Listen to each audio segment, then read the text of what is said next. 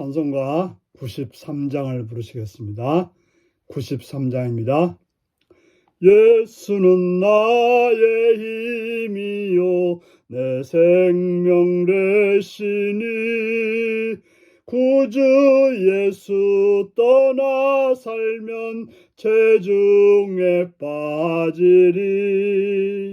눈물이 앞을 가리고 내 맘에 근심 쌓일 때 위로하고 힘주시리 주 예수. 예수는 나의 힘이요 내 친구 되시니 그 은혜를 간구하면 풍성히 받으리. 햇빛과 비를 주시니 추수할 곡식 많도다. 귀한 열매 주시느니 주 예수. 예수는 나의 힘이요 내 기쁨 되시니 그 명령을 준행하여 늘 충성하겠네. 주야로 복을 주시며 바른 길 가게 하시니 의지하고 따라가리 주 예수. 예수는 나의 힘이요 내 소망 되시니 이 세상을 떠나갈 때 곧 영생 얻으리. 한없는 복을 주시고 영원한 기쁨 주시니 나의 생명 나의 기쁨 주 예수. 아멘. 이 시간 우리에게 주신 하나님 말씀은 시편 52편 1절에서 9절까지 말씀입니다. 시편 52편 1절에서 9절입니다. 기도하시겠습니다. 포악한 자여 내가 어찌하여 악한 계획을 스스로 자랑하는가. 하나님의 인자하심은 항상 있도다. 내 여가 심한 악을 꾀하여 날카로운 삭도같이 간사를 행하는도다. 내가 선보다 악을 사랑하며 의를 말함보다 거짓을 사랑하는도다. 간사한 혀여 너는 남을 해치는 모든 말을 좋아하는도다. 그런즉 하나님이 영원히 너를 멸하시며 너를 붙잡아 내 장막에서 뽑아내며 살아있는 땅에서 내 뿌리를 빼시리로다. 의인이 보고 두려워하며 또 그를 비웃어 말하기를 이 사람은 하나님을 자기 힘으로 삼지 아니하고 오직 자기 재물의 풍부함을 의지하며 자기 악으로 스스로 든든하게 하던 자라 하리로다. 그러나 나는 하나님의 집에 있는 푸른 감람나무 같으며 하나님의 인자하심을 영원히 의지하리로다. 주께서 이를 행하셨으므로 내가 영원히 주께 감사하고 주의 이름이 선함으로 주의 성도 앞에서 내가 주의 이름을 사모하리이다. 아멘.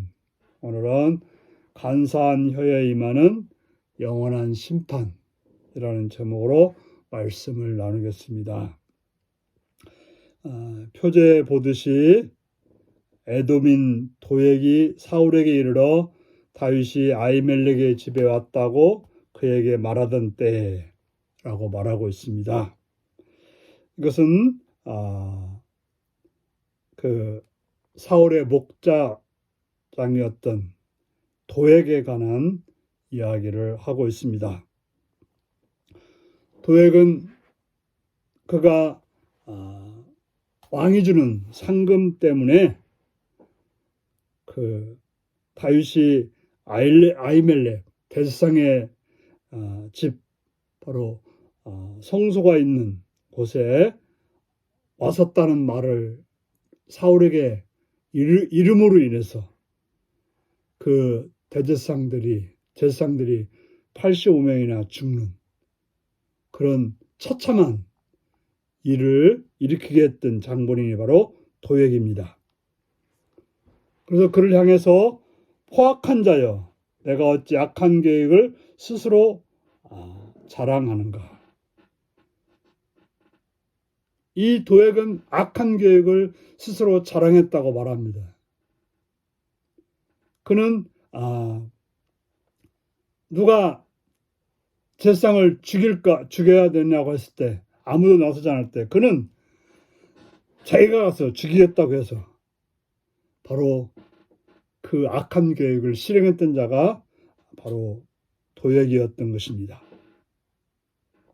그런 돈이라고 하면, 또 아니면 세상의 어떤 높은 자리라고 하면 그걸 얻기 위해서 다른 사람을 죽이는 것은 전혀 문제가 되지 않았던 자인 것입니다. 반면에 하나님은 사랑이 많으신 분이라고 고백하고 있습니다. 그래서 내 혀가 심한 악을 꾀하여 날카로운 삭도같이 간사를 행하는도다. 바로 도액이 그의 입을 놀림으로 인해서 제사장들이 수십 명이 죽는 그러한 비참한 일을 행하고 말았던 것입니다. 바로 그의 혀는 무서운 칼날이 되어서 많은 사람을 죽이고 말았던 것입니다. 우리 혀를 잘 놀리면 천냥빚도 갚을 수 있고, 사람을 위로할 수도 있고, 사람들에게 낙심한 자를 힘있게 할 수도 있는 것입니다. 바로 그런 자는 선보다 악을 사랑하며 의를 말함보다도 거짓을 사랑하는 자라고 말하고 있습니다.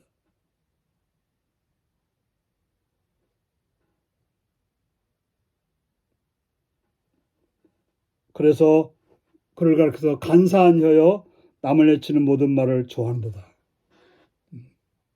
그의 목적은 정말 하나님에게 있지 않고 돈에게 있고 또 세상의 명예에 있었기 때문에, 세상의 권력이 있었기 때문에 그는 그 혀를 사용해서 남을 해치는 일을 전혀 두려워하지 않고 행한 사람이었던 것입니다. 그래서 하나님께서는 그런 자를 어떻게 하십니까? 영원히 멸하심이요, 너를 붙잡아 내 장막에서 뽑아내며 살아있는 땅에서 내 뿌리를 빼시리로다. 바로 하나님은 그런 자들을 심판하십니다. 바로 그렇게 행했던 사울과 도액은 심판받아 멸망을 당하게 되었던 것입니다. 바로 의인들은 그러한 행위들을 보고 두려워하며 비웃게 되는 것입니다.